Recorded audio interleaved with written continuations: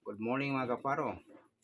Pabilisan tayo sa update sa atong Paro Tournament gapon, championship game.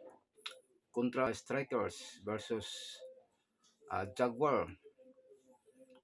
Ang fight for third, Bay Kids versus Team Batang TV. Ang nag-champion sa atong championship game, ang Batang Strikers. Sa fight for third naman, ang atong third place, ang atong Team B-Kids. Og siyempre boss, atong pasalamatan ang atong sponsors sa atong kauban sa Ogapa. Sila si Nori Vincent Hamenal, ang atong presidente sa Ogapa, Antonio Ranario, ang atong PRO sa Ogapa, Bin Acero, og siyempre ang atong sekretary sa Ogapa, si Honorable Kagawad Mona Lisa Pagolong.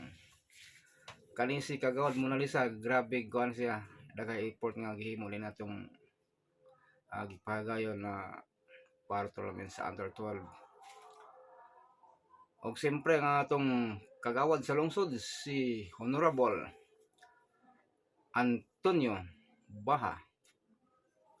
Og ang atong amigos sa gawas karon na si Mr. Mrs. Bito Pagapong.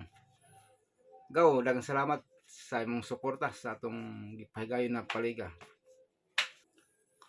Og karong Mayo 3 pohon aduna usab kitay kaming nga liga sa atong lungsod. Og kini pagahimuon sa dinhi sa baryo sa barangay West Poblacion sa Covered Court. Og kini gilimitan lang sa 30 ka teams. Og kini paunahan lang ni, wala tay palagkasan system. Og kinsa tong unang makasubmit, mao toy prioridad nga maka-appeal sa atong liga. Aduna kitay kasban nga 500.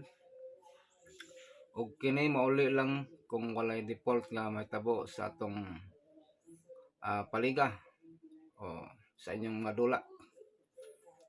Ang atong mga ground rules mo gihapon sa naandan sa ground rules sa Ogapa. Ang nausab lang ang dili na tamata og unlimited bonus draws sa matag inning sa atong championship game. Kay medyo humok dali ra ig-on sa atong korte sa diri sa West Poblacion.